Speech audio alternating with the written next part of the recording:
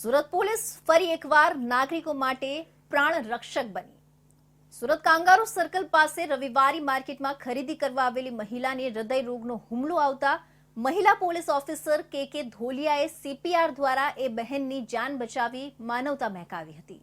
Surat police force પાછી એક વખત નાગરિકો માટે બની જીવન સેવક. પોલીસ ફોર્સની મહિલા કર્મીએ પ્રશંસનીય કામગીરી સામે આવી હતી. સુરત કાંગારુ સર્કલ પાસે રવિવારી માર્કેટમાં આ એક ઘટના બની હતી. રવિવારી માર્કેટમાં મહિલા ખરીદી કરવા આવી હતી. ત્યાં અચાનક રસ્તા પર ઢળી પડી હતી અને હૃદય રોગનો હુમલો આવ્યો હોય એવું લાગી રહ્યું હતું. ત્યારે જ પોલીસ કોન્સ્ટેબલ કે ધોલિયા એમને તરત સીપીઆર આપ્યું હતું.